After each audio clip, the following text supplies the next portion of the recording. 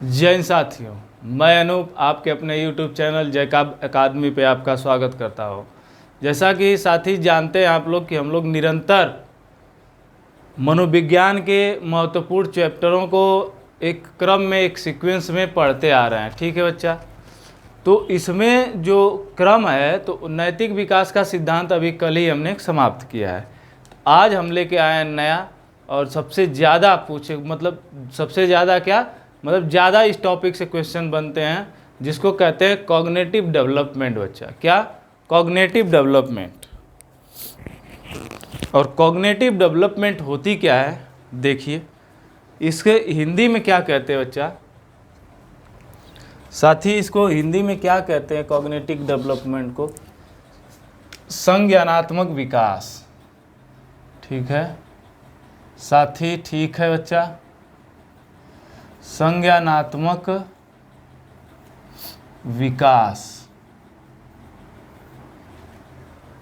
इसको कहते हैं कॉग्निटिव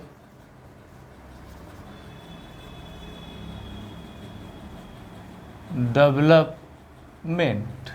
ठीक है, ठीक है साथी।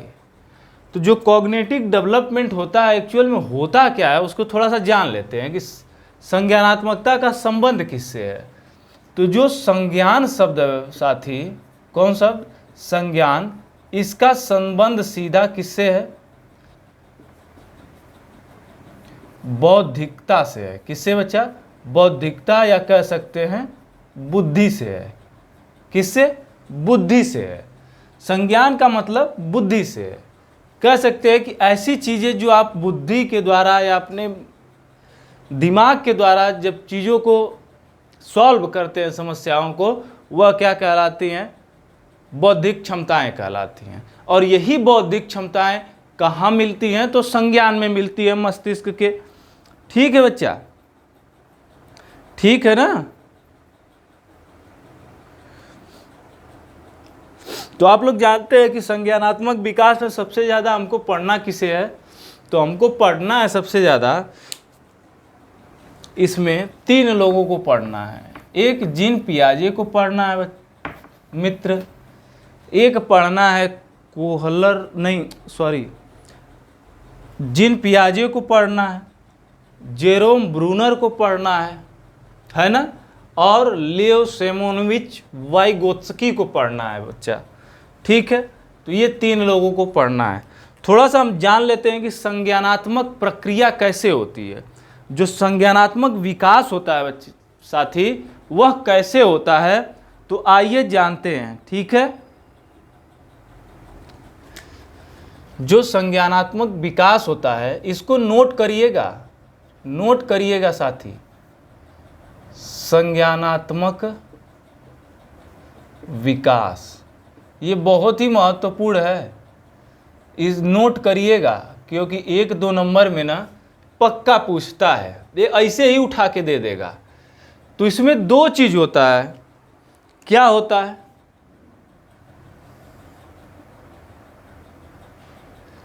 इसमें देखते हैं 2 चीज होता है। एक होता है व्यवस्थापन, क्या साथी, व्यवस्थापन, और एक क्या होता है, अनुकूलन। अनुकूलन, अनुकूलन, अगर इंग्लिश में कहें तो ऑर्गेनाइजेशन और एडाप्टेशन। ठीक है, एडाप्टेशन और ऑर्गेनाइज्ड करना, या ऑर्गेनाइजेशन को क्या कहते हैं, व्यवस्थापन कहते हैं। तो इसमें जो होता है साथी, इसमें जैसे कि व्यवस्थापन में क्या क्या चीज़ें आती हैं, तो बौद्धिक संरचनाओं का निर्माण आ जाता है। क्या, बौद्धिक संरचनाओं का निर्माण। ठीक है साथी, बौद्धिक संरचनाओं का निर्माण, और क्या आ जाता है, सूचनाओं का एक प्रणाली में क्या आ जाता है, सूचनाओं का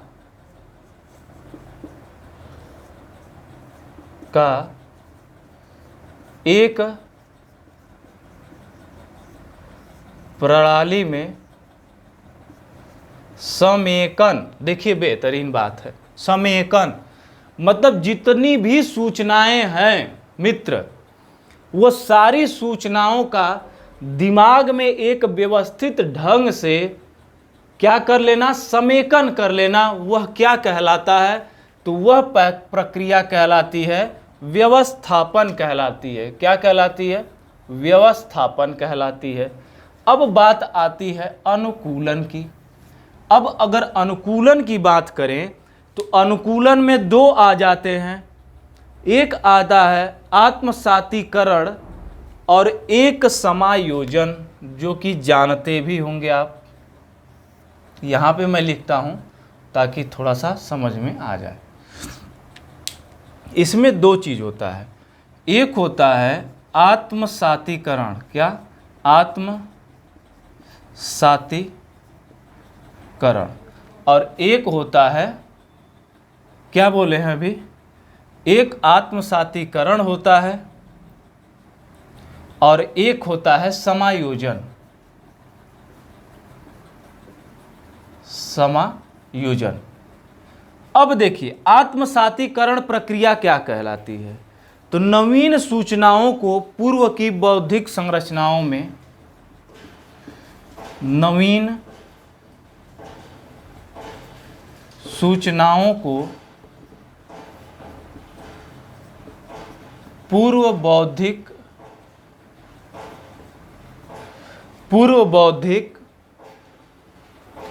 संरचनाओं में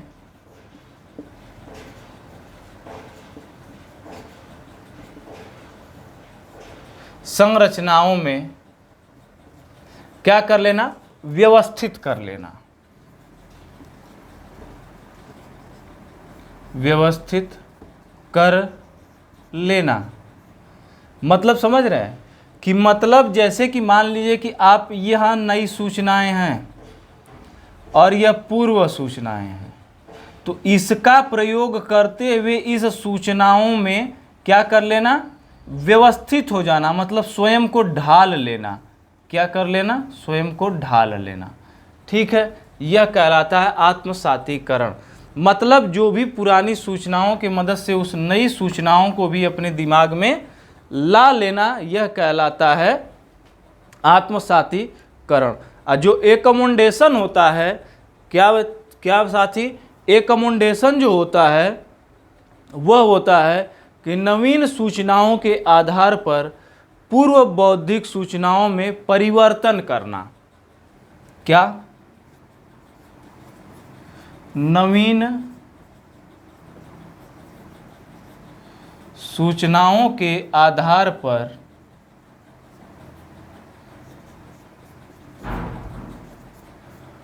पूर्व की बौद्धिक संरचनाओं में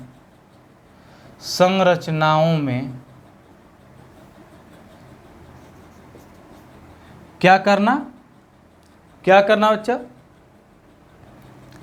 इसको मतलब क्या बोलते हैं उसको, बदलना। जो सूचना बौद्धिक संरचनाओं में बदलाव करना। क्या करना, बदलाव करना। वह प्रक्रिया क्या कहलाती है, एकमोडेशन कहलाती है, मतलब समायोजन की प्रक्रिया कहलाती है। क्या बच्चा, समायोजन की प्रक्रिया कहलाती है। तो ये जो है संज्ञानात्मक विकास के जो दो ये चरण हैं, ये जो पक्ष हैं, कह सकते हैं कि ज़्यादातर संज्ञानात्मक विकास जो होता है बच्चों का, इन प्रक्रियाओं से होते हुए ही होता है। व्यवस्थापन, बौद्धिक संरचनाओं का निर्माण, मतलब ऐसी संरचनाओं का मानव बालक के मस्तिष्क में बनना जहाँ पे बौद्धिकता आए, मतलब बुद्धि आए, और उसका निर्माण होने के बाद सूचनाओं का एक प्रणाली में समेकन, मतलब एक व्यवस्थित ढंग से अपने उस सूचनाओं को अपने मस्तिष्क में रख लेना। और अनुकूलन जो होता है, यह किसी भी समाज में व्यक्ति जो समायोजन और आत्मसात करता है, उस समाज की क्रियाओं में समायोजन करते हुए उसकी क्रियाओं को क्या करता है, आत्मसात करता है, वह क्या कहलाता है, अनुकूलन कहलाता है। और आत्मसातीकरण जो होता है नवीन सूचनाओं को पूर्व बौद्धिक संरचनाओं में व्यवस्थित कर लेना, क्या कहलाता है? आत्मसातीकरण कहलाता है। और समायोजन जो है, एकमोडेशन इसको कहते हैं, यह नवीन सूचनाओं के आधार पर पूर्व की बौद्धिक संरचनाओं में परिवर्तन करना या बदलाव करना जो होता है प्रक्रिया, वह क्या कहलाती है? समायोजन की प्रक्रिया कहलाती है। ठीक है, आगे चले।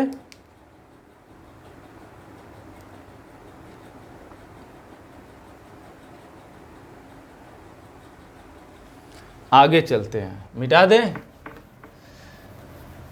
इस उम्मीद है कि आप कापी पेन लेके बैठे होंगे। इसको 2 पार्ट में मैं ख़त्म करूंगा, संज्ञानात्मक विकास को। ठीक है, संज्ञानात्मक विकास को मैं 2 पार्ट में समाप्त करूंगा,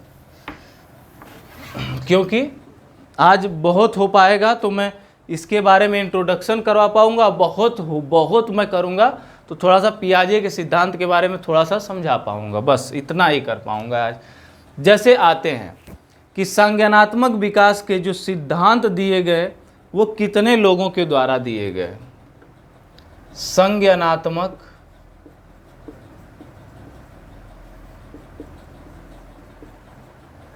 विकास के सिद्धांत, ठीक है। तो जो संज्ञानात्मक विकास का सिद्धांत है ये 3 लोगों ने दिया। एक व्यक्ति का नाम जीन पियाजे, या पियाजेट इनका नाम है, लेकिन पियाजे कहते कहते इनका नाम ही पड़ गया। एक लेओ सेम्योनोविच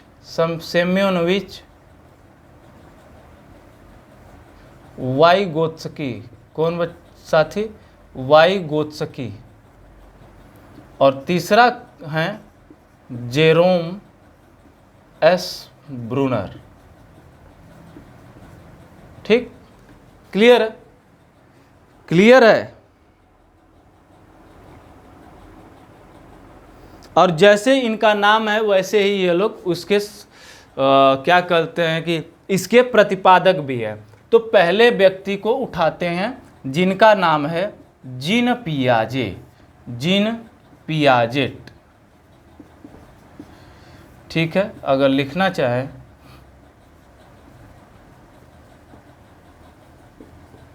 पियाजेट, ठीक है साथी, पियाजेट हैं, ठीक, PIA होता है। तो जो जीन पियाजेट हैं यह क्या दिए हैं आपका? कॉग्निटिव डेवलपमेंट का सबसे ज़्यादा इनका माना जाने वाला क्या है? वो सिद्धांत है कि सबसे बेहतरीन सिद्धांत जो माना जाता है संज्ञानात्मक विकास का सिद्धांत, वह जीन पियाजे का माना जाता है। और आप लोग जानते हैं कि जीन पियाजे जो है यह स्विट्जरलैंड के रहने वाले थे। कहाँ के? स्विट्जरलैंड। इनका जन्म 1986 ईस्वी में हुआ था। बस, इसके बाद ज़्यादा नहीं जानना है। इन्होंने संज्ञान का अर्थ जो बताया, संज्ञान का अर्थ इनके अनुसार कॉग्निशन का अर्थ मतलब मीनिंग्स ऑफ कॉग्निशन, क्या? कॉग्निशन, ठीक है। तो मीनिंग ऑफ कॉग्निशन जो थी, ठीक है, कॉग्निशन थी, वह थी ज्ञान, मतलब नॉलेज, ठीक है, नॉलेज। इन्होंने बताया कि संज्ञान का अर्थ जो होता है वह क्या होता है? ज्ञान होता है। क्या होता है? ज्ञान होता है। अब संज्ञान में जो आता है वह क्या क्या आता है? जैसे संकेत बनाना, समस्या समाधान करना, ये सारी चीज़ें, योजना निर्माण करना, याद करना, विवेचन करना, कल्पना करना, यह सारी चीज़ें उसमें आ जाती हैं। ठीक है, तो इसमें जो जीन पियाजे के जो सिद्धांत थे इन्होंने 5 अवस्थाओं में बांटे थे। कितने अवस्थाओं में? 4 अवस्थाओं में बांटे थे। 4 अवस्थाओं में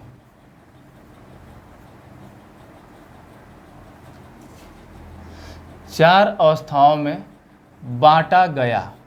ठीक है, वह कौन सी थी? पहला, संवेदी पेशीय अवस्था। और संवेदी पेशीय अवस्था में क्या था? जो संवेदी पेशीय अवस्था, इसी को कहते हैं इंद्रिय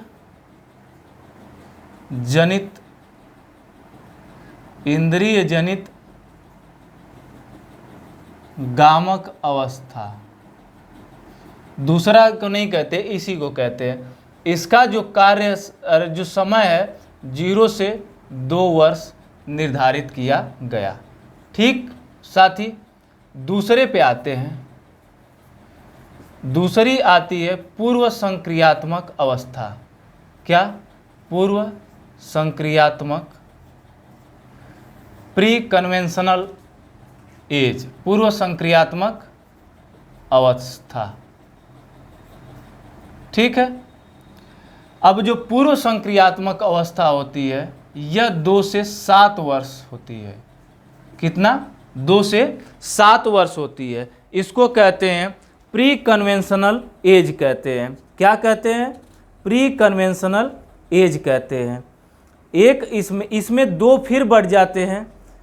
एक आता है पूर्व संकल्पनात्मक काल और आंत प्रज्ञ चिंतन काल। क्या होता है? पूर्व संकल्पनात्मक काल और दूसरा आता है आंतः प्रज्ञ चिंतन काल। ठीक है, अब यह जो होता है यह 2 से 4 होता है और यह जो है 4 से 7 होता है। इसी में 2 बार बट गया। क्लियर है? क्लियर है बच्चा? अब आगे आते हैं तीसरे पे। तीसरा क्या है इनका? तीसरा क्या है कि जो मूर्त संक्रियात्मक अवस्था। क्या? मूर्त संक्रियात्मक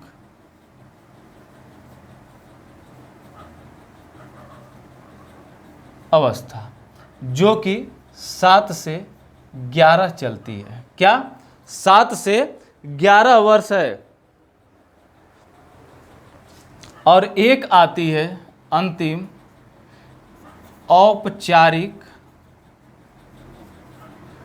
औपचारिक या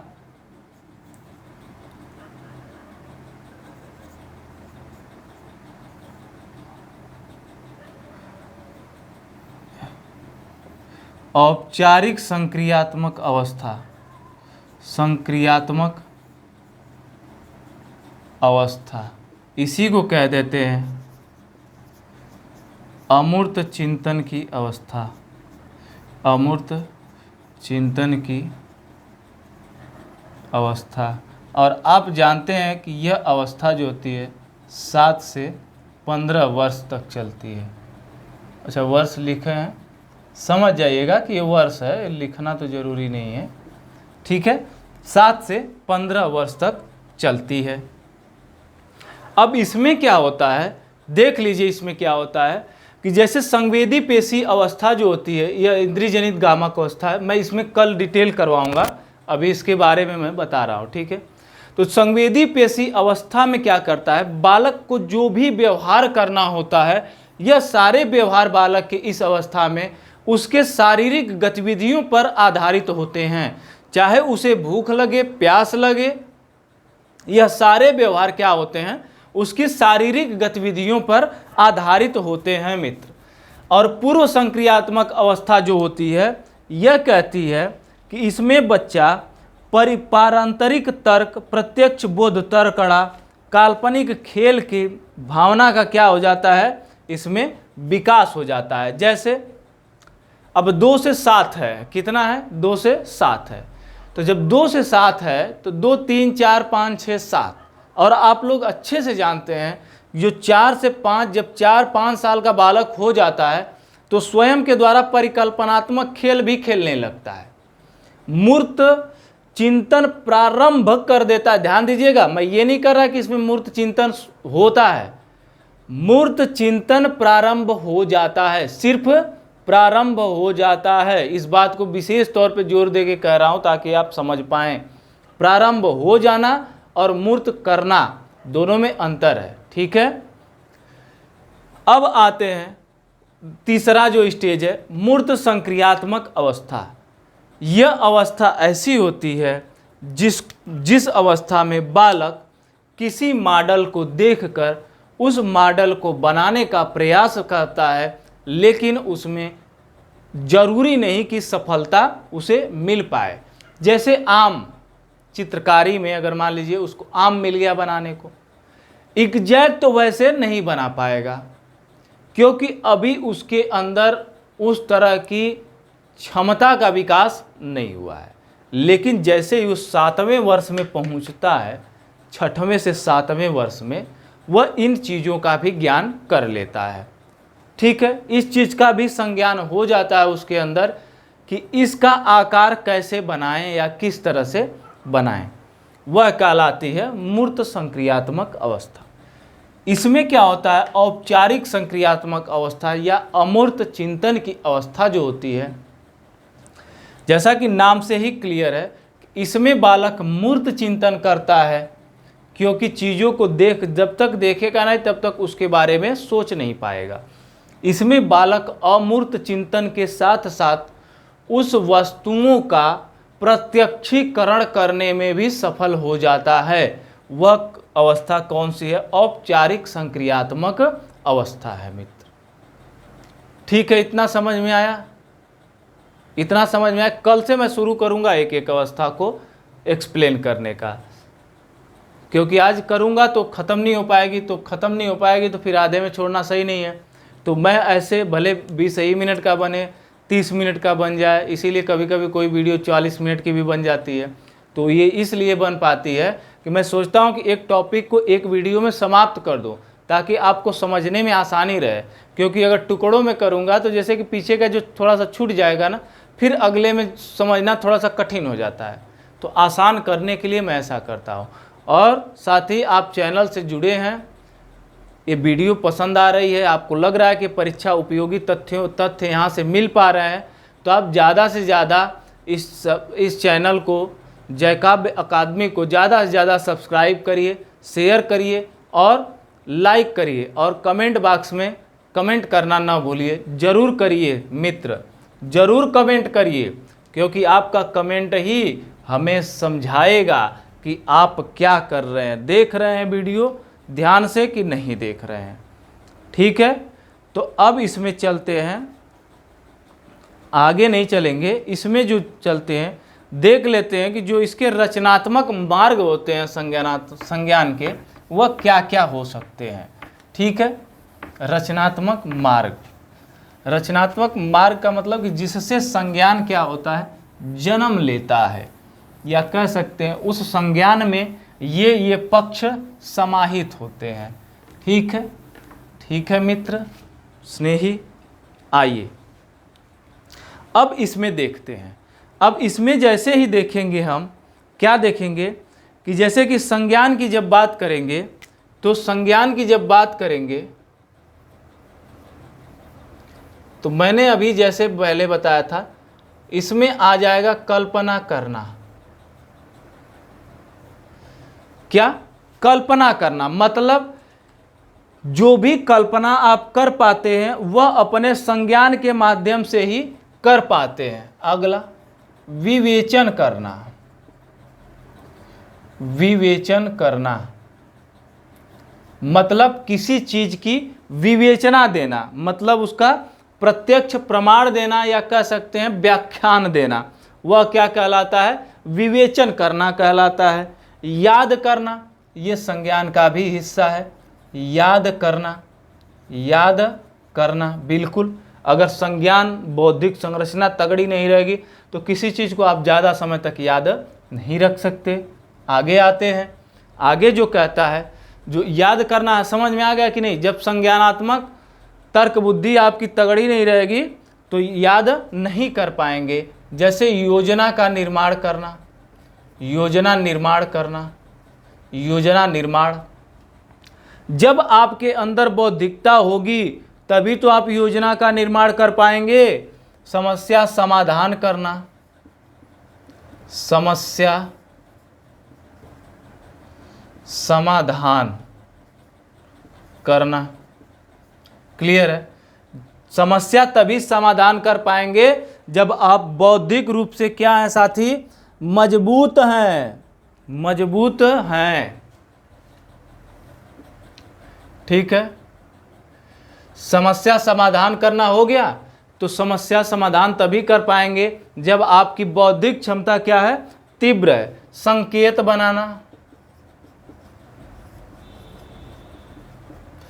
जैसे इशारों में बात करना, वह संकेत बनाना। जैसे कि आप जैसे देखे होंगे कि उस समय बालक क्या करता है कि जब शैशवावस्था में रहता है मित्र, तो क्या करता है कि इशारे से कहता है कि मतलब खेलने जाना होता है तो अगर मम्मी पापा घर पे हैं तो इशारे में बात करता है, ऐसे करता है कि मतलब तुम आओ और हम आ रहे हैं, ठीक है। तो ऐसा होता है कि मतलब संकेत बनाना, संकेत बनाता है किसी चीज़ को निकालने के लिए। फिर किसी चीज़ों के बारे में जानना, क्या करना, जानना। फिर उसके बाद जो आता है, जानना के बाद वह आता है सृजन करना। यह सारी जो चीज़ें हैं, सृजन करना, कल्पना करना, यह कह सकते हैं मस्तिष्क का अमूर्त विचार है, अमूर्त विचार है। विवेचन करना, किसी तथ्यों के बारे में जानने का प्रयास करना, तथ्यों के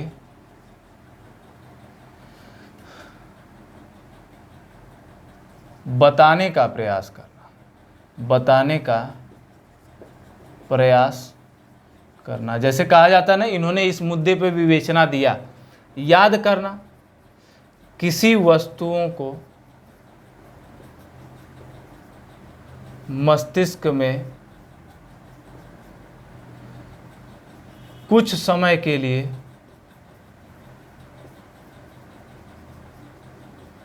अस्थायी करना।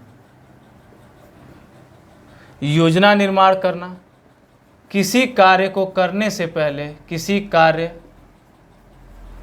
को करने से पहले एक व्यवस्थित योजना बनाना, योजना बनाना, ठीक है मित्र। आगे आते हैं, समस्या समाधान करना, किसी समस्या को देखकर उसका समाधान करना, समाधान करना, ठीक है। संकेत बनाना, यहाँ तक दिख रहा है बच्चा, दिख ही रहा होगा। संकेत बनाना, इशारों में बात करना, कैसे, इशारों में बात करना या चिन्हों में बात करना, चिन्हों में बात करना। जानना, किसी तथ्य की जानकारी लेना, जानकारी लेना। और सृजन करने का मतलब होता है किसी नई वस्तुओं का या तरीकों का निर्माण करना। यह है बच्चा, ये चीज़ें हैं, ये संज्ञान। संज्ञान में जो है विवेचन, मैं इसको हाईलाइट कर देता हूँ ताकि आपको समझ में आ जाए कि क्या क्या चीज़ें मुख्य हैं। याद करना, विवेचन करना, ठीक है, कल्पना करना, योजना निर्माण, समस्या समाधान, और क्या है, संकेत बनाना, और क्या है, जानना, और क्या है, सृजन करना। ये जो है जितने ग्रीन गोले में हैं वह क्या है, इसके तत्व हैं कि संज्ञानात्मक इतनी चीज़ें आ सकती हैं, और मैंने उसको डिस्क्राइब भी कर दिया। तो ऐसी बेहतरीन एक्सप्लेनेशन के लिए और बेहतरीन जानकारी के लिए हमारे चैनल से ज़रूर जुड़िए, और इस चैनल को जय काव्य अकादमी को ज़्यादा से ज़्यादा सब्सक्राइब करिए, करवाइए, शेयर करिए, करवाइए भी, और अपने मित्रों को, अपने भाइयों बहनों को जोड़िए इस इस संस्था से, इस ऑनलाइन यूट्यूब चैनल से ज़्यादा जोड़िए लोगों को, तभी हम लोगों की मेहनत हमको लगेगी कि हम सफल हो गए, अपनी मेहनत में सफल हो रहे हैं। ठीक है साथी, तो बस आज के लिए इतना ही रखते हैं आपके लिए सेशन। देख लीजिए, स्क्रीनशॉट ले लीजिए। चलिए, तो फिर धन्यवाद आपका हमारे सेशन को देखने के लिए। जय हिंद, जय काव्य अकेडमी।